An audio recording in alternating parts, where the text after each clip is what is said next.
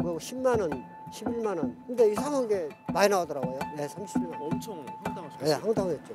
평소보다 최고 10배 많은 수도 요금을 400여 가구에 무더기로 부과했습니다. 지난해 11월에 그 서구 쌍촌동 한 400세대 정도 수도 검침 요금이 평소보다 한 2배, 많게는 뭐 5배 정도까지 더 나왔다는 거죠. 처음에는 상수도 본부에 찾아가서 물어봤을 때는 담당 직원이 무릎이 차가지고 몸이 안 좋은 상태에서 검침하시면서 수도 검침원이 무릎이 아파서 그걸 제대로 하지 못했다라고 하더라고요. 거기서 이제 의문이 든 거죠. 무릎이 아프면은 그분을 대신해서 일해줄 사람은 없을까? 과거에는 IMF 전에는 이분들이 다 공무원 신분이었어요. 광주시 소속으로. 근데 이제 2000년 이후에 구조조정을 거치면서 이분들이 민간 용역회사로 넘어갔어요. 그때는 이런 문제가 불거지지 않았죠. 왜냐면 민간 회사니까. 그때도 똑같이 안 좋은 건 마찬가지였는데. 근데 지난해 그 비정규직 정규직화 되면서 그 이분들이 다 공무직으로 전환이 됐어요. 그러니까 전환이 되니까 이제 이런 그동안에 있었던 불만들이 터져 나오기 시작한 거죠.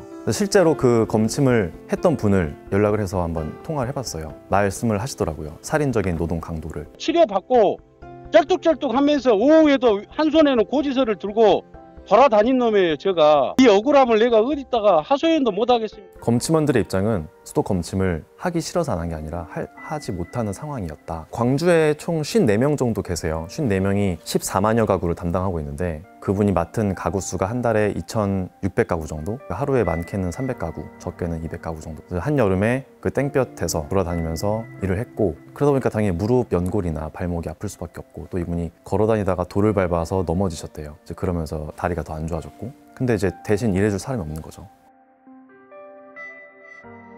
더 치료를 받아야 돼요. 의사 선생님한테 나가지 말아야 했습니다. 제 일을 제가 안 하면은 다른 누군가 동료가 더 힘들게 일해야 하기 때문에. 검침이란 단어로 생각했을 때 일반 사람들이 그냥 적혀져 있는 숫자를 보고 적고 간다고 생각할 수 있잖아요. 근데 그게 아니에요. 수도 검침기는 기본적으로 바닥에 매설되어 있기 때문에 그걸 드러내고 봐야 되는데, 그것도 그냥 매설되는 게 아니라 두꺼운 철판에 매설되어 있는 것도 있고, 혼자서 들기도 힘든 철판을 들고 한 3m 아래 내려가요. 사다리를 타고.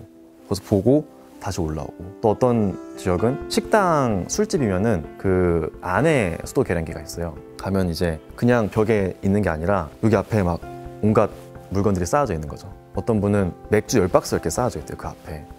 그거를 일일이 다 끄집어내고 확인하고 다시 또 원위치 시켜놓고, 그러다가 깨뜨리면 자기 돈으로 배상하고, 이런 경우가 허다하다고 하더라고요. 그 일을 하면서 눈물을 2번이나 흘렸습니다. 엄청나게 내가 힘들어가지고요. 내가 그래가지고 저 지금 이제 다른 일을 하고 있어요. 상수도 사업본부는 앞으로 점점 주택단지가 사라지고 아파트 단지가 들어서고 자동 검침이 늘어나고 시스템이 개선이 될 텐데 무작정 인력을 늘릴 수는 없다. 전체적으로 1,600 수준이 줄어들고 자동화가 들어가는데 이걸 일단 늘려라 이렇게 이야기하죠. 그 자동화가 뭐 그냥 자리에 앉아서 컴퓨터로 입력이 되는 그런 시스템이 아니고, 땅에 매설돼 있거나 검침하기 어려운 곳에 있는 수도 계량기들을 건물 외부에서도 볼 수 있게 설치를 해놓는다는 거예요. 근데 그렇다고 그 시스템이 자동으로 들어오는 게 아니라 어쨌든 검침원들이 가서 거기다가 PDA 단말기를 연결시켜서 숫자를 받아야 돼요. 검침 환경을 개선하는데 좀 더 방점이 찍힌 그런 환경인 거죠. 조금씩 개선은 되겠지만 지금 이분들이 애로사항인 철판을 든다거나 뭐 심지어 계획에 물리기도 한다거나 아팠을 때 대체 인력을 넌 대신 투입해 준다거나 이런 거에 대한 실질적인 개선은 당장 안 된다고 봐야겠죠.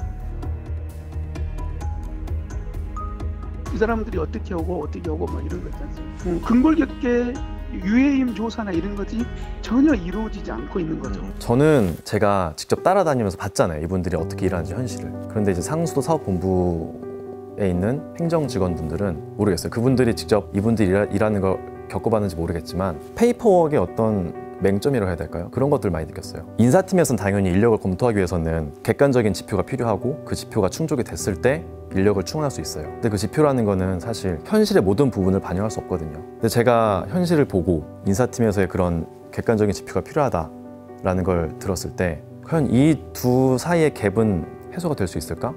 해소가 되지 않는다면은 이분들의 현실, 그런 철판 뚜껑 드는 게 페이퍼워크에 들어가진 않잖아요. 그게 어떻게 수치화돼서 들어갈 수 있겠어요? 그러지 않는다면은 결국에는 채용이 제대로 되지 않을 것 같은데 좀 그런 부분이 아쉽더라고요.